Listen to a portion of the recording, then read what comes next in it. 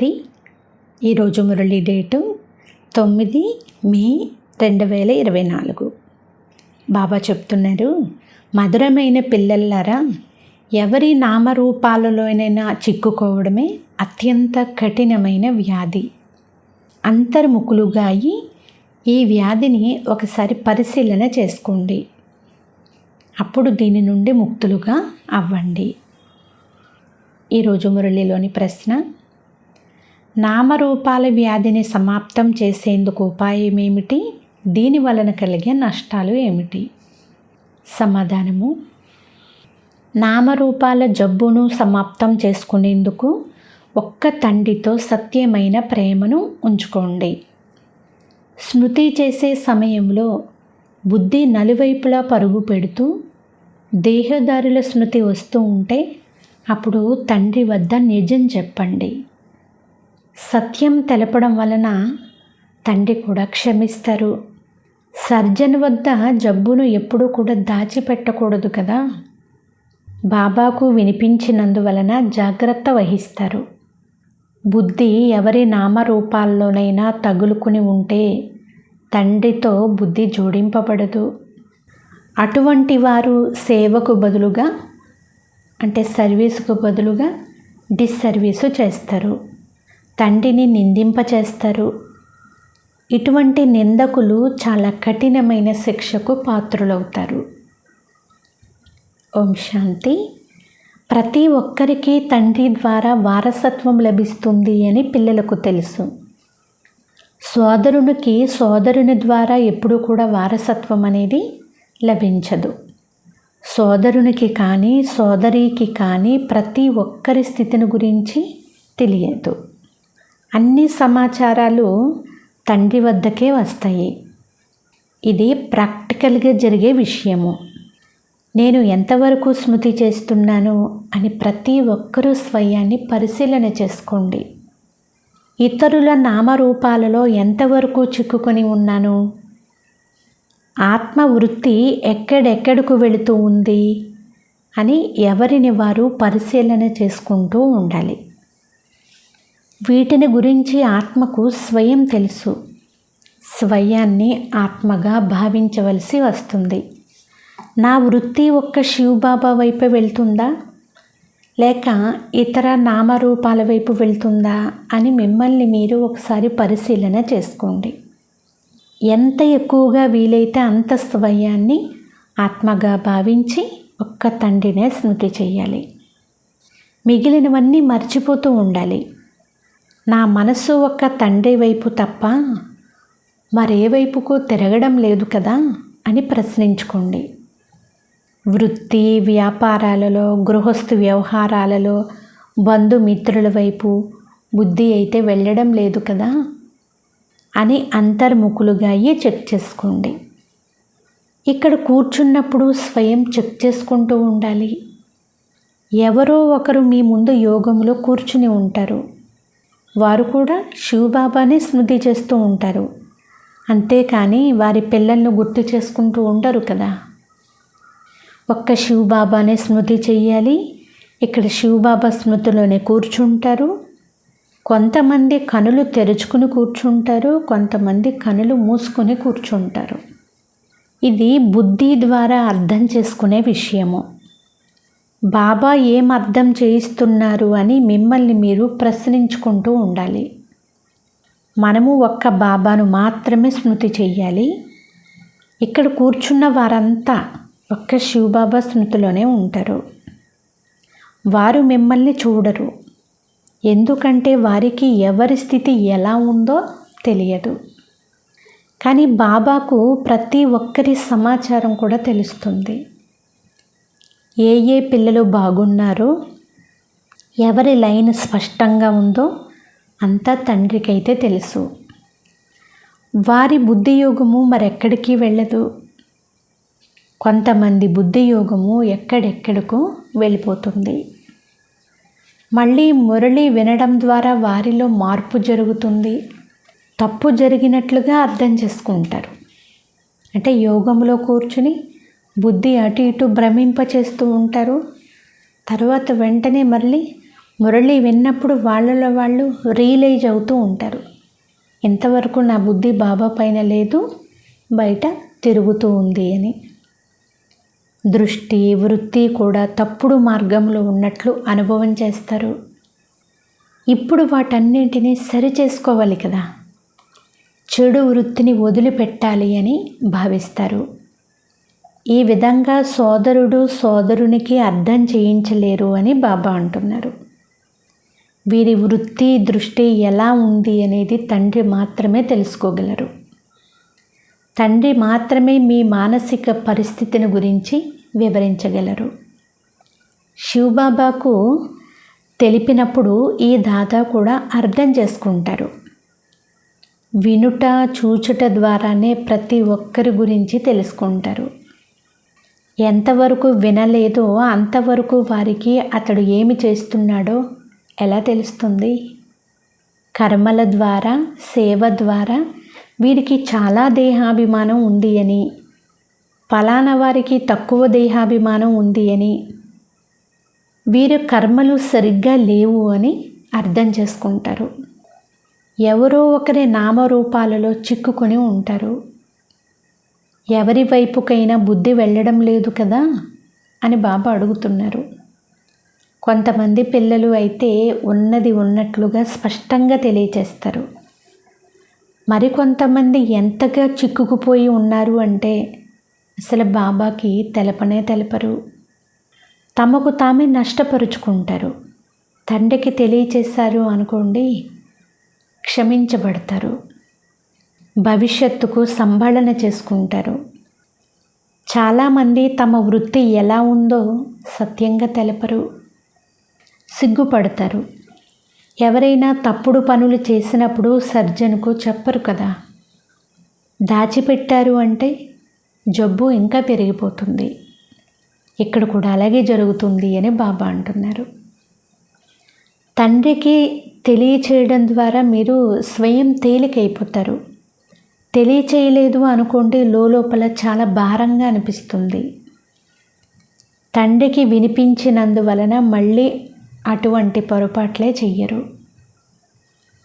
భవిష్యత్తులో స్వయంపై అప్రమత్తంగా కూడా ఉంటారు. తండ్రికి తెలపకుంటే ఆ తప్పు వారిలో వృద్ధి చెందుతూ ఉంటుంది. వీరు చాలా మంచి సేవాదారులు అని బాబాకు తెలుసు. అర్హత ఎలా ఉందో, సర్వీసులో కూడా ఎలా ఉంటారో బాబాకు తెలుసు. ఎవరిలోనూ తగులుకొని లేరు కదా అని ప్రతి ఒక్కరి జాతకము చూస్తారు. మళ్ళీ వారిపైన ప్రేమను కూడా ఉంచుతారు, ఆకర్షిస్తారు. కొంతమంది చాలా మంచి సేవ చేస్తారు. వారి బుద్ధి యోగము ఇతర వైపులకే వెళ్ళదు. ఇంతకుముందు వెళ్ళేది, కానీ ఇప్పుడు అప్రమత్తంగా ఉన్నారు. బాబా, నేను ఇప్పుడు అప్రమత్తంగా ఉన్నాను అని కూడా బాబాకు తెలుపుతారు.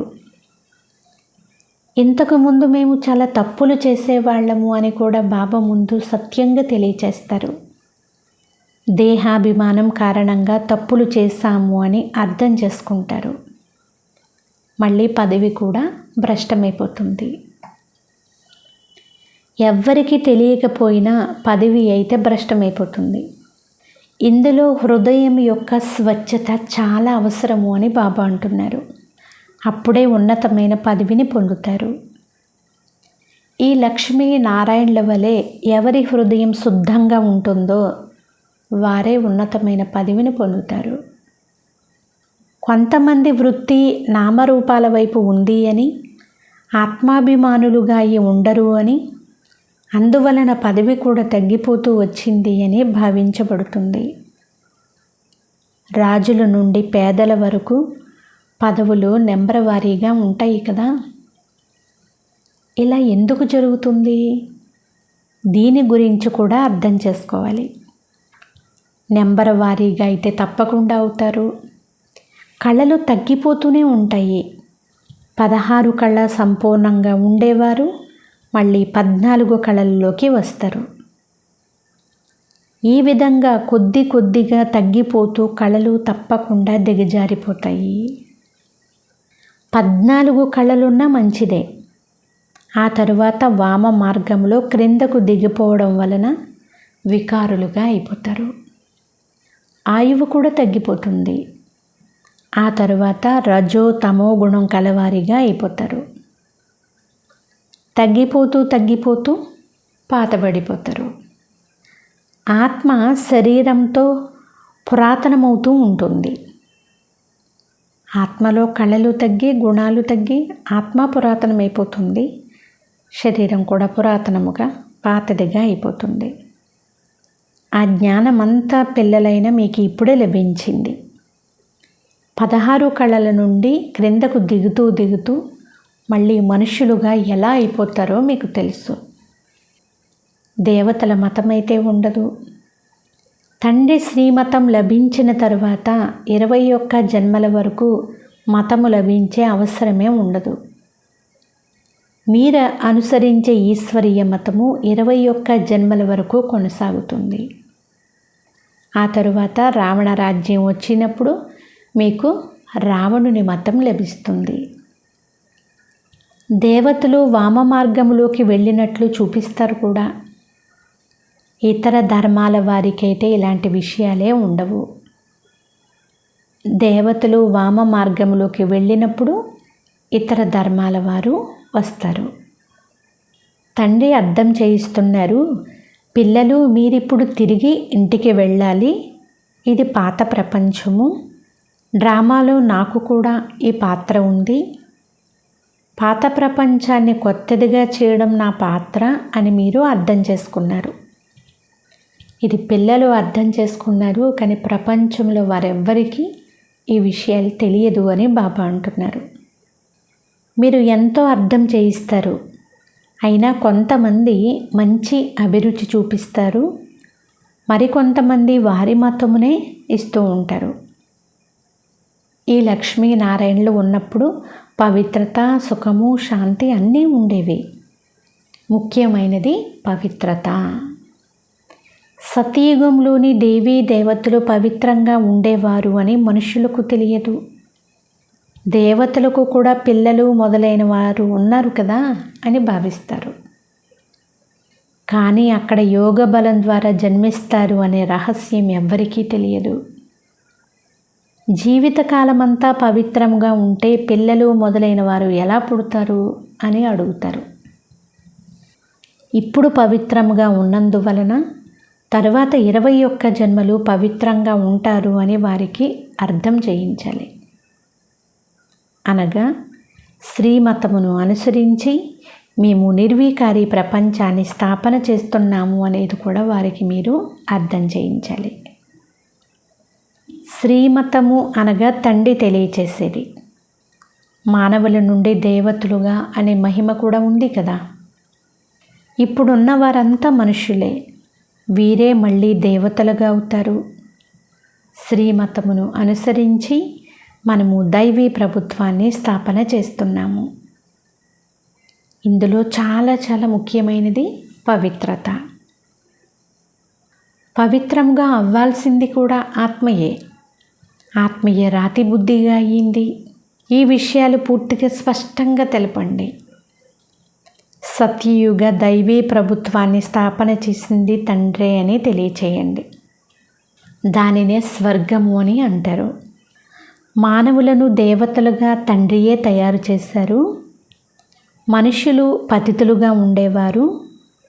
వారిని పతితుల నుండి పావనంగా ఎలా తయారు చేశారు?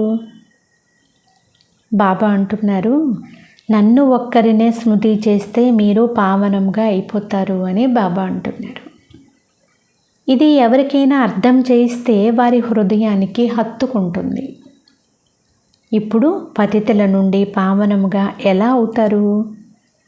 తప్పకుండా తండ్రినే స్మృతి చేయాల్సి ఉంటుంది. ఇతరులతో బుద్ధి యోగమును తొలగించి ఒక్క తండ్రితోనే సాంగత్యమును జోడించాలి. అప్పుడే కదా మానవుల నుండి దేవతలుగా అవ్వగలుగుతారు. ఈ విధముగా మీరు అందరికీ అర్థం చేయించండి. మీరు అర్థం చేయించేదంతా డ్రామానుసారంగా పూర్తి ఖచ్చితమైనది. వారు అర్థం చేసుకుంటారు. అయినా ప్రతిరోజు ఇతరులకు అర్థం చేయించేందుకు పాయింట్లు లభిస్తూ ఉంటాయి.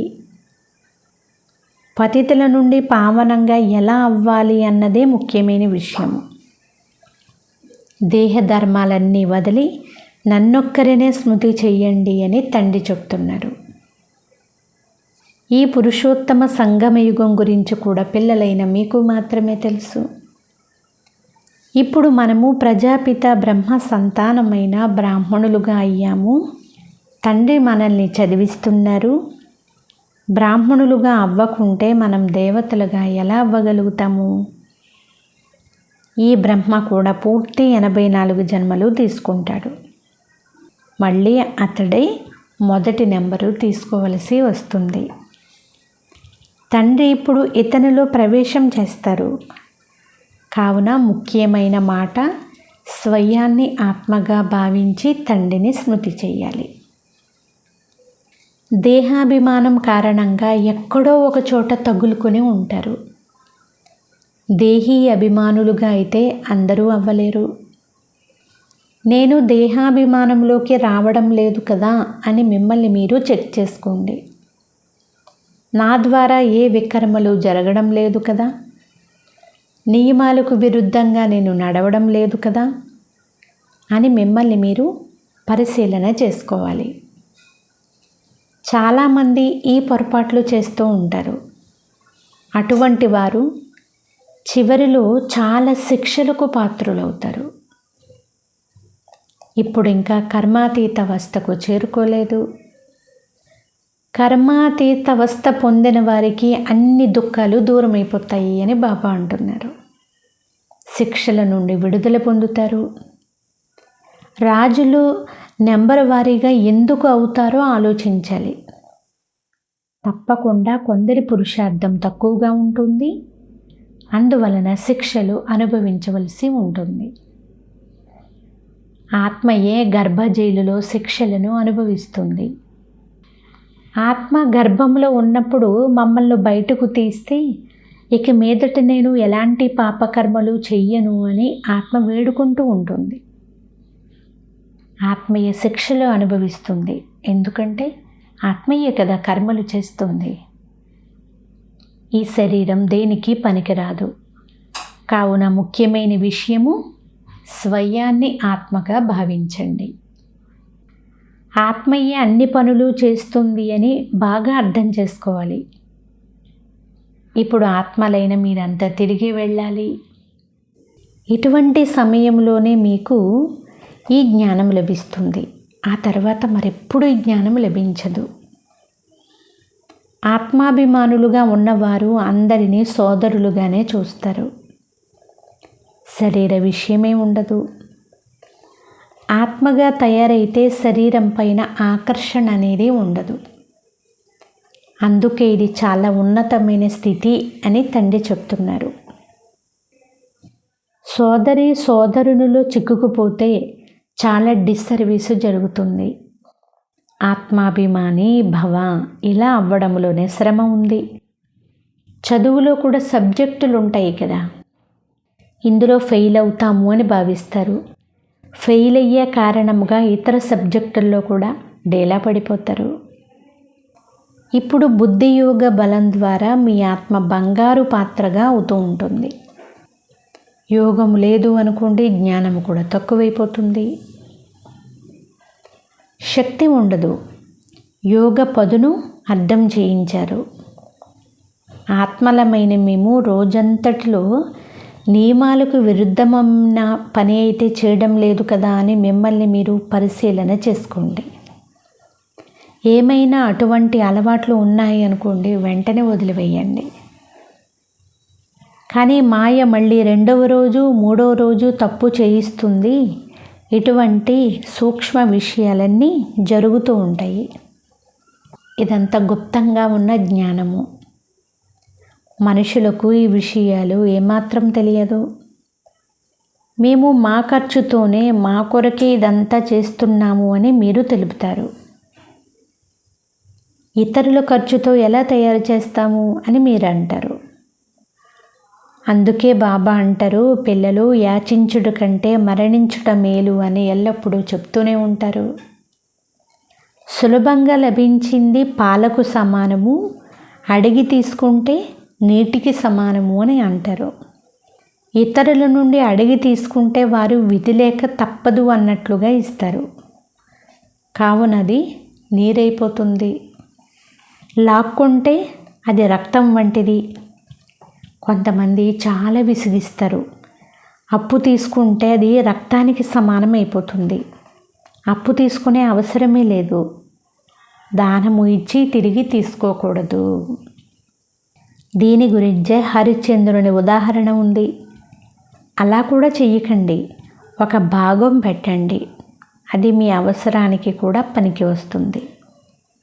పిల్లలు ఎంత పురుషార్థం చెయ్యాలి అంటే చివర్లో తండ్రి స్మృతి మాత్రమే ఉండాలి. స్వదర్శన చక్రము కూడా స్మృతి ఉండాలి. అలా చేస్తూ చేస్తూ ప్రాణం శరీరం నుండి వెళ్ళిపోవాలి. అప్పుడే చక్రవర్తి రాజులుగా అవ్వగలుగుతారు. అంతేకాని మేము చివరిలో స్మృతి చేసేస్తాములే అని మాత్రం అనుకోకూడదు. ఇప్పుడు అటువంటి స్థితి వస్తుంది అని పొరపాటు పడకూడదు. ఇప్పటి నుండే పురుషార్థం చేస్తూ చేస్తూ ఆ స్థితిని అంతిమ కాలానికి సరి చేసుకోవాలి. చివరి సమయంలో వృత్తి ఇతరుల వైపుకు వెళ్ళకూడదు. స్మృతి చేసినందునే పాపాలు సమాప్తమైపోతూ ఉంటాయి. పవిత్రత విషయంలోనే శ్రమ ఉంది అని పిల్లలకు తెలుసు. చదువులో ఇంత శ్రమ లేదు. దీనిపైన పిల్లలు చాలా గమనం పెట్టాలి. ప్రతిరోజు మేము ఏదైనా నియమ విరుద్ధమైన పని అయితే చెయ్యలేదు కదా అని స్వయాన్ని పరిశీలన చేసుకోండి. నామరూపాలలో నా బుద్ధి ఎప్పుడూ చిక్కుకోలేదు కదా అని పరిశీలన చేసుకోండి. ఎవరినైనా చూసి వారిపైన ఆకర్షితం అవ్వడం లేదు కదా, కర్మేంద్రియాల ద్వారా నియమ విరుద్ధమైన పని చేయడం లేదు కదా అని స్వయాన్ని ప్రశ్న వేసుకోండి.